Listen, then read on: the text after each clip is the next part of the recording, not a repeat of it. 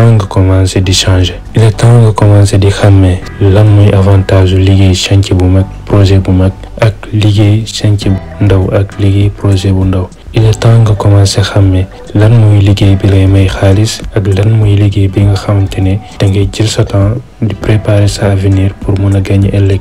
loolu il est temps nga commencer di ko xàmmee te soo ko xàmmee il est temps nga commencer di ci investir bi ci gën a rëy nag mooy da ngay investir ci li nga xamante ne da ngay tabax sa avenir mais pas pour aujourd'hui, pour demain. kon nag su fekkee bëgg nga réussir commencer dès maintenant di tracer say programme ci nag ngay mën a réussir ci sa àdduna.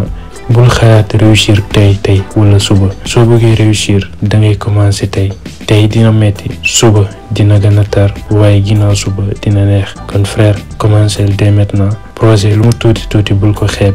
commencé ko dès maintenant ndànk mooy jàpp gu la ci ñaay te bul ko xeeb benn yoon ku la ci xeeb bàyyi ko nga topp sa life te nga topp sa dund te bul déglu kenn. il est temps nga jël sa yoonu bopp. il est temps nga bàyyi caaxaan yi frère. il est temps nga bàyyi baraade bi nga topp ci bopp koñ bi toog di naan ataaya di kaf di ree. il est temps nga jóg di liggéey ci say projet wu bopp. nga bàyyi xel lépp loo xamante ne daf lay yàkkal nga post ko teg ko fële. nga bàyyi xel lépp loo xamante ne dina defar sa àdduna nga xëcc ko mu gën laa jege te nga bàyyi caaxaan. frère commencé di xalaat kan moo lay taxaw kan moo lay jàppale ñan nga war a jàppale ñan nga war a taxaw tamit ñan ñoo la war a taxaw. bis bu nekk fexeel nga jóg nga liggéey ci say projet ngir nga mën a réussir ëllëg nga mën a dundal say njaboot nga mën a dund bay jàppale ñeneen ñoo xamante ne bokku ñëwoon ci say programme.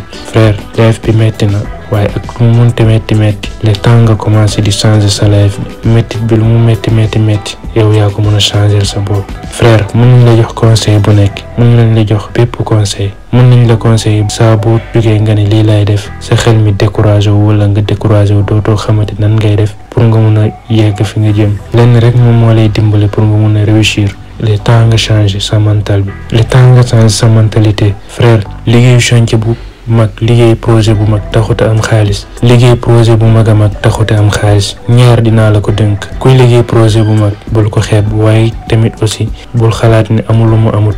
léeg-léeg nit liggéey projet bu mag chantier bu mag mu liggéey ko ba mu noppi mu xëy te du yor dërëm mu xëy te du yor dara ci poosam. lenn rek moo ko waral mooy kii dëkk bi ñuy dund ni xàmmeetuñu ouvrier yi ñi ci bëree diñ lay yàkkal ndax lan projet yi ñuy dugg nekkul li nga xamante ne mun nañ ko nekkul loo xamante ne lu ñu xam la. dinaa la wax leen nit bul ko wóolu ci ay kàddoom nanga ko wóolu ci jëfam.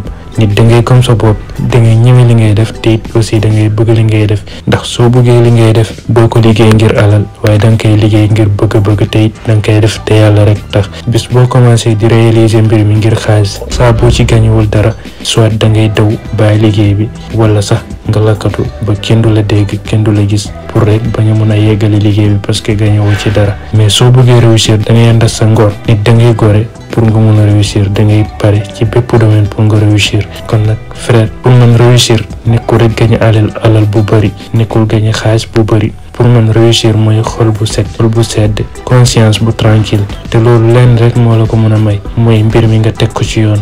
bépp liggéey booy mënta def nga teg ko ci yoon. salaam sama gars yi mbokk yi jaar naa leen seen mbokk seen xarit Salam Pro ñëwaat naa ci seen vidéo yi ñuy faral di def chaque semaine. vidéo tey bi nag dinañ bëgg a defal benn conseil technique. conseil yi nag comme ñoo leen ko waxee woon dañuy ñëw di ko arrêté ci vidéo publique yi ci chaîne YouTube bi comme niñ ko daan defee ak tamit yenn projet yi ni ñuy tracer plan yi ak nan lañ koy réaliser. képp koo xamante ne bëgg nga participer ci projet yooyu noonu nga inscrire ci groupe WhatsApp bi. boo ñu contacter ci numéro bi ñu affiché ci suuf vidéo bi wala nga yónnee ñu message ci WhatsApp bi dinañ la tontu incha allah. voilà sama gars yi comme ni ngeen ko gisee ni chantier bii ni xaw na yàggu tuuti bañ ko réaliser ak léegi waaye à chaque fois dañuy jéem a xool lan moo ñuy avancé loo ak tamit lan mooy li nga xamante ne moom lañu ci war a jéem a doxal bu mbir mi gën a avancé. bari na koo xamante ne mu ngi yëngu ci wàllum staff bu liggéeyee tey suba mu toog wala sax bu liggéeyee suba ginnaaw suba mu toog bari waan na koo xamante ne mu ngi jooy bariwul liggéey wala bariwut liggéey